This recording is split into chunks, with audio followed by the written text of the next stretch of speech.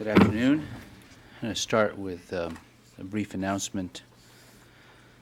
Tomorrow, Secretary Perry will host a welcoming ceremony for General Joseph Ralston, who is the new Vice Chairman of the Joint Chiefs.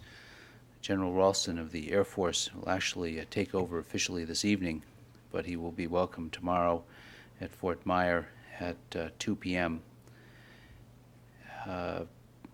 Chairman Chalikashvili of the Joint Chiefs will also be there, and there is parking for the media should you want to cover this event. You can get details from Terry Mitchell afterwards. With that, I'll take your questions. Charlie. Ken, I wonder if you could clarify Burton's comment this morning about the congressional hearing. He says he has a report that NORAD saw Cuban jets take off before the shoot down. And he's not very clear about it, but he says it's some kind of request apparently was made to scramble the F-16 from Homestead, and the request was turned down. Could you clarify that? Yes. First of all, I've spent the last several hours looking into Representative Burton's comments, and I have not been able to find any request that planes to scramble planes at Homestead, and I have not been able, therefore, to discover any turn down of such a request. I think it might be helpful for me to run through the details of how the North American Air Defense Command operates, what its responsibilities are, and then what happened last Saturday. I think that that perspective will help you understand exactly what happened here. First of all, the job of the North American Air Defense Command is to protect the United States and Canada from air attack. In other words, to protect the sovereign airspace surrounding the U.S. and Canada. It's a binational command based in Colorado Springs, Colorado, and the commander is General Joseph Ashey. We monitor very closely potential threats against our sovereign airspace, and as you can imagine, we particularly monitor very closely Cuban air activity. On last Saturday, we did in fact launch some planes in the morning when MiGs were flying in the Cuban air defense zone, which is up to the 24th parallel. It turns out that our air defense identification zone, so-called ADIS, and the Cuban zone abut at the 24th parallel. Ours goes south at the 24th parallel, and theirs goes north at the 24th parallel. The standard procedure is that when we see Cuban planes taking off, we watch them very closely. If they appear to be approaching the 24th parallel and ready to penetrate the 24th parallel going north, we launch our planes and go up and check them out. This happens very rarely. The Cuban Air Force, one, doesn't operate at a high tempo, and secondly, many of the flights are in a different direction. However, we are do have the ability to monitor the planes closely, and of course we do. On the afternoon of the 24th, we were monitoring Cuban air traffic, as we always do, and we were aware of the MiGs taking off, and our planes were poised on the runway at Homestead Air Force Base, pilots in them, engines running, ready to take off, as the Cuban planes appeared to approach the 24th parallel from the south. They, however, before reaching the 24th parallel, turned back, started going south again. So at that time, we abandoned what our planes were in, what are called battle stations at that point, pilots in them, engines running, ready to take off. At that point, the plane stood down and went back to a normal posture. This is something that happens with great regularity. Remember, the job of the planes at Homestead Air Force Base are to protect our sovereign air defense space. the job is not to fly into foreign air defense identification zones, nor is the job to fly into foreign sovereign airspace. It's to prevent planes from attacking the United States. Just let me finish with one point. You should understand what happens if a plane is deemed to be attacking the United States, that is, coming into our sovereign airspace 12 miles outside our coast. We would follow a very clear set of procedures, which would be to identify the plane, talk to the plane, try to wave the plane off.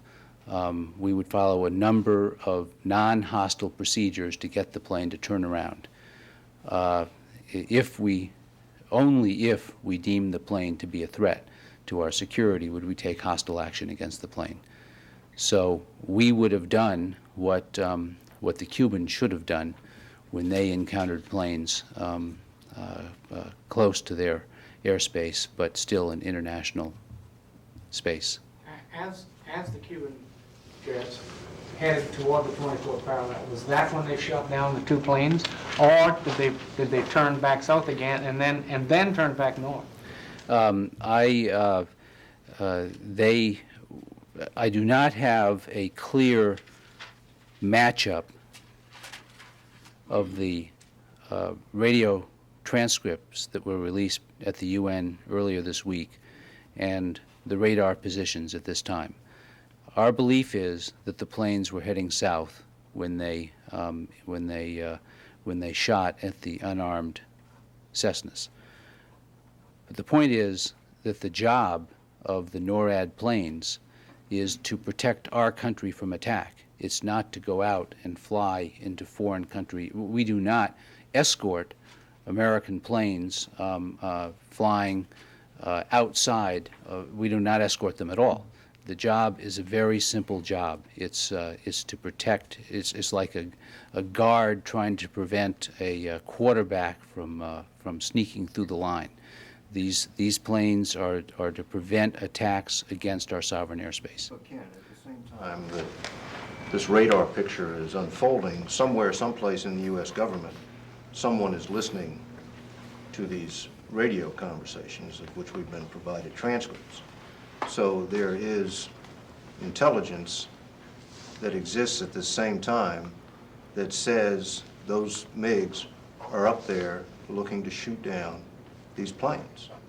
So this is more than just a situation where Cuban MiGs may or may not be on their way to penetrate the 24th parallel. This is an attack in progress against American citizens. So, the question is not one of air defense, but one of defense of these planes with the intelligence available to know that this was happening. David, I want to go back to what I said earlier. The job of the North American Air Defense Command is not to fly into other countries' air defense zones and attack other planes. Their job is very specific. It's to protect our sovereign airspace. Now, it turns out that after the event occurred and when ships were deployed, Coast Guard ships and naval vessels deployed to carry out a search and rescue operation, as you know, there was a period of time when we provided some air cover or protection. That was provided out of Homestead. It was not their normal mission to provide such protection, but they were the nearest point and they did it. So in this case, they did do something outside of their normal operational pattern, but generally their operational pattern is to protect us from attack. In this case, That doesn't parse. well, You're saying that nobody has a mission here to protect David, American David, planes? what I'm trying to tell you is what their mission was, and they actually performed that mission. Now, we are still trying to match together what happened here. But I was asked a specific question, and that question was there a request or an order to scramble these planes to approach the MiGs? There was not. And the second part of the question was, were the planes called back? They were not. But the United States itself says the shoot-down occurred in international airspace. You say that the F-16s are not designed to go into other planes' air defense zones. In other words, Other in Cuban countries. airspace. This didn't occur in Cuban airspace, according to the United States.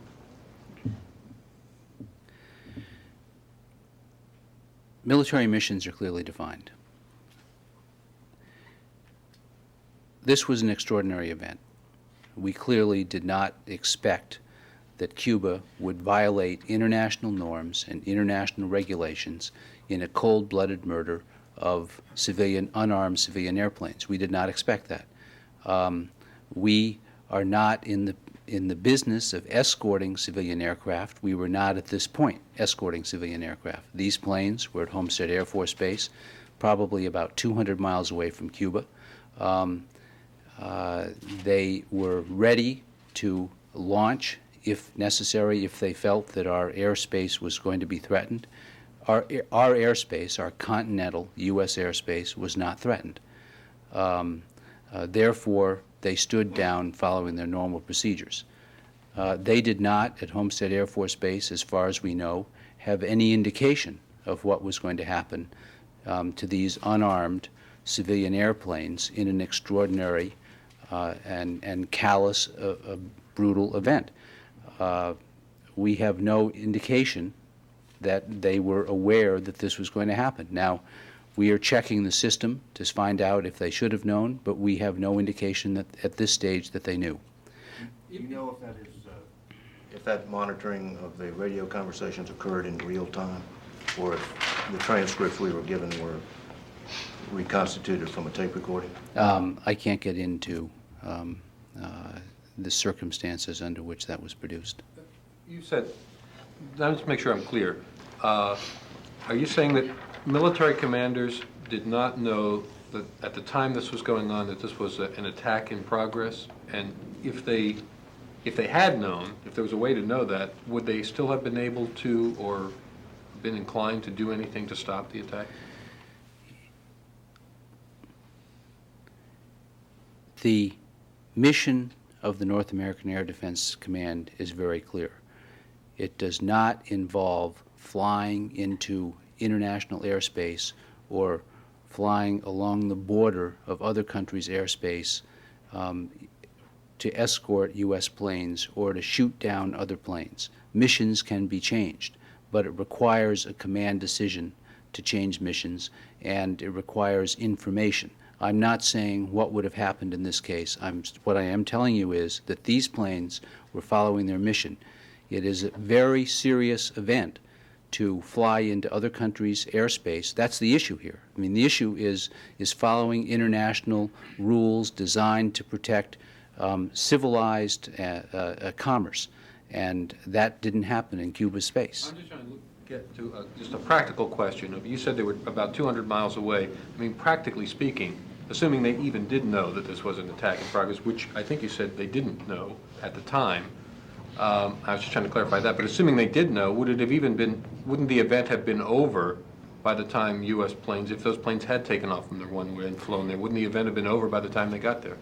Given the transcript that was released at the UN earlier this week, I think it's fair to say it would have been impossible for U.S. planes to get from Homestead to the point where this vicious illegal attack took place in time to prevent it.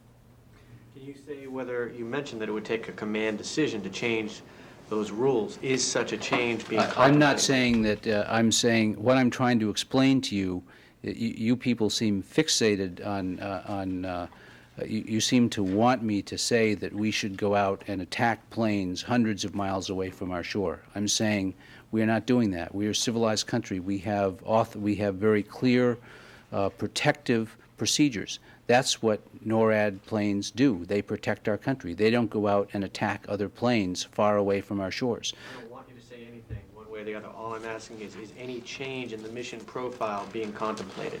I'm not aware that any change in the mission profile is being contemplated. What I meant to say was that the military operates by very clear described missions, and to change those missions requires a command decision. I'm not saying that a command decision would have been made in this case. All I'm saying is that one of the reasons our military works as well as it does is that pilots, soldiers, sailors do what they're supposed to do when they're supposed to do it. Vastly expanding a mission quickly on the is not something we're trained to do, and we don't do it. We can do it if we're authorized to do it and decide that it's necessary. In this case, we followed our normal procedures, and those procedures are designed to protect the United States. So David? Is it fair to say that somewhere in the U.S. government it was known that this attack was in progress, but that information... No, it is not fair to say that. Well, how can we be presented with all of this evidence of to support the American contention, all of this real-time radio conversations and radar tracks that have all been released up at the UN to support the U.S. case? I mean, that's the evidence that we knew that this was happening as it was happening. We are continuing to review our systems to find out exactly what happened here, when we knew things, and when we could have acted on them. Right now, it is premature to come to any conclusions about what we knew and when. We hope we will know that, but we do not. I cannot tell you right now when we knew something and when we could have responded to it. What I can tell you is that, judging from this transcript, had we known at the first time, for instance, the MiG-29 used the word target, had we acted at that minute, we would not have been able to get to where we were going, get to where we would have had to get. But the issue is these planes are not authorized to do that. These planes are authorized to protect our shorelines from attackers coming toward the United States. Did the military know, was the military command aware that these civilian Cessna planes were flying in this area, or would they be expected to know? Would they even know? For instance, when they tracked the MiGs coming up and they're looking at it as whether it's going to be a potential threat to the shoreline, were they also aware that it might possibly threaten some civilian aircraft there, or would they not even have been aware of that civilian flight? Or were they aware of the fact that these Cessnas were flying in the region? I can't answer that question. You said you checked for several hours and you couldn't find any information, any evidence that any request had been made, and therefore that no such request had been rejected. One assumes that you've checked both NORAD and Homestead, and Homestead says they received no such request, or made no such request, and received no such rejection. Is that right? My investigation so far with both NORAD and the Joint Staff and with ACOM, with those three agencies, do not reveal that any request was made to launch these fighters, and therefore no request was made to pull the fighters back. That's what I have determined so far. Now, we are continuing to look at the system. Every time anybody makes a serious allegation about our defenses, we take those allegations, we look at those, we study them, and particularly when they're made by a member of Congress, we look at them very closely. But I think it's important for you and for the public and for the Congress to understand what the job of NORAD is and what the job isn't. And that's why I've taken so much time to explain its air defense responsibilities. Mark. When, as a practical matter and a procedural matter, when civilian airplanes file flight plans with the FAA to go down in that direction, does the FAA then turn that around and communicate that one way or the other to any other agencies in the federal government? For example, does that then cue the NSA to listen more in a certain direction, or does it cue the NORAD people to pay more attention? I think you should ask that question of the FAA because they could tell you more accurately about their procedures than I can. Yes, Steve. Ken, if the military knows in advance that U.S. civilians intend to provoke a foreign country, does the U.S., and putting themselves at risk, does the U.S. military have any responsibility to protect them? The U.S. government acted responsibly to protect these people by passing on the warnings the Cubans had issued both privately and publicly. These groups and other groups knew what the Cuban stance was. They know what the rules, international rules of aviation are. So this is something that is handled by civil authorities and was handled by civil authorities. Well, thinking ahead, I mean, there's been talk of a follow-up protest by some of the same groups by boat. Would the U.S. seek to prevent them from going into Cuban waters? Yes, and Mike McCurry gave a very detailed briefing on this at the White House just within the hour, and I suspect I recommend you get the transcript of that. But the President has basically taken 4 actions today designed to do 2 things. One, allow a very legitimate and understandable expression of grief and respect for the pilots who were killed illegally by the Cubans. As you know, a flotilla of boats has announced a plan to go out and lay wreaths and flowers, and planes have announced plans to fly over that spot, and also as part of the commemoration. We are very determined to allow normal traffic in international waters in an authorized way. We've communicated that clearly to the Cubans, and we've communicated that clearly to the government of Cuba, as well as to the groups in Florida who plan to launch the ceremony. This will be very closely monitored by the Coast Guard. I believe the Coast Guard is giving a briefing on its weekend plans in Miami this afternoon.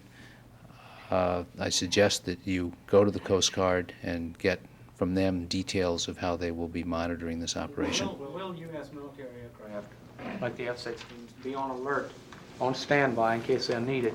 And will Aegis Navy ships, or are they still in the area? This is a Coast Guard operation. It is being run by the Transportation Department, which has both responsibility for coastal patrol and for running the FAA and civil air traffic in and around the country.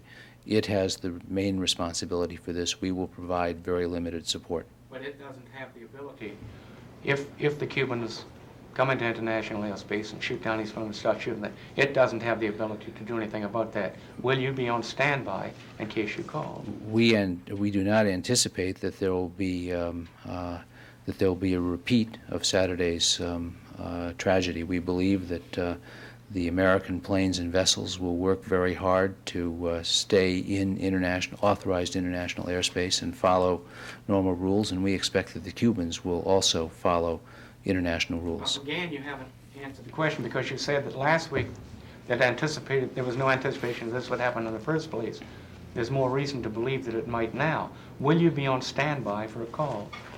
The military will be there to provide support as requested. Yes. Can you say how many and what kind of fighters were waiting on the runway to take off, and explain the relationship between the 2 countries' defense zones and international waters? There were both F-15s and F-16s at Homestead Air Force Base. I don't know which ones were on the runway prepared to take off. I can find out. F-15A models. I'm sorry, F-15A models have been corrected by Colonel Kenneth of the Air Force, who knows all of this. F-15A models? Florida Air National Guard. There you have it, Florida Air National Guard F-15A models. The North American the NORAD is in charge of air defense, and as I said, our air defense identification zone on the south between us and Cuba is the 24th parallel, and I can't tell you how that relates to international waters. Yes, Mark. You said the U.S. military would provide limited support. Could you be just a little more specific? Will it be over the horizon, behind the scenes? Would it be air support, intelligence support, ship support? Yes. Will Navy Aegis ship, Navy a frigate and a cruiser were in the area helping the Coast Guard search. They're still there. They're still there, the Aegis? And we'll be there. Yes. Will you be flying F-16s, F-15s overhead for cover during this? Well, I answered Mark's question. I thought it a very clear answer. Yes, all of those. I didn't answer Steve's question. Well, I don't think you did answer Mark's question clearly. Did you say they would be in the air?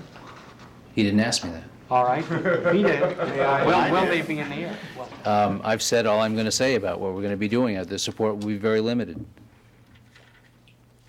we will operate at the request of the Coast Guard. Yet omnipresent.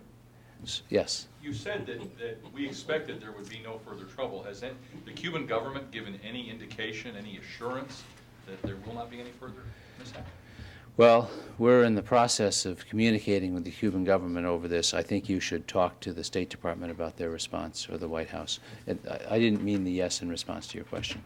So you're saying that these F-16, F-15s will probably still be 200 miles away from where anything might happen? I didn't say anything about F-16s or F-15s. I said we would provide limited military support as requested by the Coast Guard. Well, there's a Navy battle group operating off of the Dominican Republic, the Eisenhower Battle Group, part of a long-planned training exercise. Are any of those assets, either ship or aircraft, being detailed from afar to monitor the situation? It will continue its exercise as planned, where it was planned. This, as you know, this exercise, which is called Component Training Unit Exercise Phase 2, has been going on for about a week and a half, and I think it has about a week to go, and it will continue, and I don't expect any change in the disposition of those forces this weekend. Well, how about in the assignment of some of their duties of those forces? In other words, you can still keep the same location, and a ship can still be told to monitor a radar picture, or you can still have planes on a deck poised to take off. Any additional duties? I expect them to carry out their exercise as planned with no additional duties. How far is that, Ken, from that? Well, they're operating off Puerto Rico. You can figure it out on the map. I haven't looked at the mileage, but they're operating somewhere near Puerto Rico. Is it in fact further away than the homestead? I said I have not looked at on a map. You can do the same thing. The Enterprise, is that correct? Yes. Okay, I think Mark said the Eisenhower. I'm sorry, it's the Enterprise. There's a large carrier battle group there, but as I say, it's participating in a fairly regular exercise. Does the U.S. have the authority to to prevent or attempt to prevent U.S. citizens from violating Cuba's territorial waters? Well, that's one of the things that the President dealt with, that Mike McCurry dealt with, and we are going to work as hard as we can to prevent American citizens from violating other countries' sovereign air and sea space. That's why the Coast Guard is deploying a fairly large group of cutters and other ships. I understand, by the way, that the weather isn't supposed to be great on Saturday, and that the seas could run as high as 12 or 14 feet. I'm not a meteorologist, and I can barely predict the weather at noon for 3 in the afternoon, but that's that's the reports we've gotten. If the U.S. could see on radar that the MiGs were taking off, then they could presumably see that there were civilian planes in the area too. Radar records must be able to show in real time, if they're seeing the MiGs in real time, that 2 planes disappeared from the radar screen in international waters or international airspace. What's the tripwire for a U.S. response in a situation like this? Well, generally, the tripwire, if there is a tripwire, it would be a little too late if we were waiting until after the planes went down. But I want to point out again that the planes stationed at Homestead Air Force Base are engaged in defending the continental United States. That's their job. So U.S. planes being shot down in international waters does not... We are very concerned. We're very concerned about this. Obviously, it was an outrageous, unconscionable, and illegal act, and we have protested it. We want all countries, including the United States, to honor international air rules, and that's what the issue is here. The issue is why Cuba didn't, and how to get Cuba to do it in the future. And we believe we have a program to prevent this from happening again. But the core of the program is following established international aviation conventions, which are designed to protect innocent civilians from unplanned and unwarranted attack. Did NORAD or the U.S. see these planes go down in real time? I do not know the answer to that question. Yes? When you say this weekend you're going to do all you possibly can to prevent folks from going into Cuban... Well, we're not going to do it. The Coast Guard and the Department of Transportation are going to do it. They are running this operation. The military is providing limited support to them, but it's their job to patrol our coasts, patrol naval, civilian shipping, et cetera, and that's what they're doing. Would that include forcibly stopping people? Well, they will be authorized to take action to prevent U.S. vessels from entering Cuban waters without authorization. In other words, the Coast Guard will be. The Department of Transportation is authorized to do that. And what precisely does that mean? Well, initially, it means if we believe they're going to do it, we will keep them from getting close. We will try to prevent them from leaving. If they're flying, we'll try to prevent them from flying. If they're going by ship, we'll try to prevent them from leaving by ship or by boat. And once But, they're in the water or in the air? well, there are other ways that the Coast Guard can do this, but we're talking both with the Cubans and with the people involved, and we think that there is a way to work this out. We expect people to act in a way that respects, on both sides, respects international laws and conventions. But this will be left up to the Coast Guard and civilian authorities to prevent these people from doing this? Yes, this is being operated by the Department of Transportation, the Coast Guard doing the water part and some of the air patrol, and the FAA and other civilian air control groups monitoring traffic. New subject? Sure. Bosnia? Yes. Could you just give us an explanation or a statement about the circumstances surrounding the apparent spotting of Radovan Karadzic, indicted war criminal in Banja Luka, by I-4 patrols and their decision not to detain him? That's been covered in great detail by General Smith, and I think that was appropriate because, Admiral Smith, this is basically a decision to be made by the local commander, and it was, and Admiral Smith has strongly supported the decision that was made.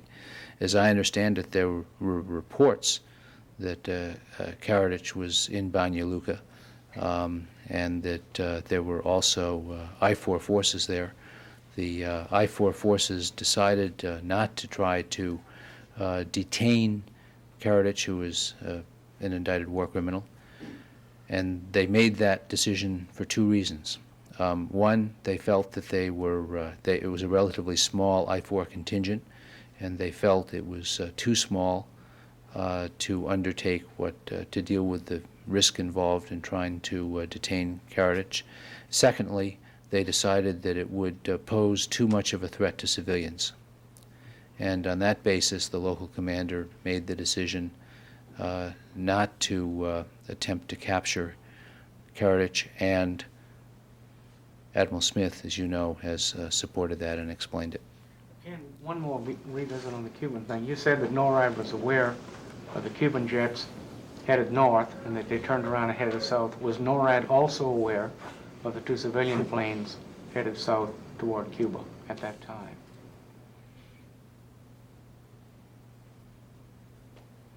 I can't answer that question because I don't know the answer. I could suppose, but my supposition is worth nothing. And we will check and see what we can provide you on that. But this again points out that the job of NORAD is to monitor Cuban air traffic or any air traffic that might attempt to penetrate our airspace. Its job is not to monitor traffic flying away from the United States, and therefore, by definition, not a threat to U.S. airspace. Thanks. You're welcome.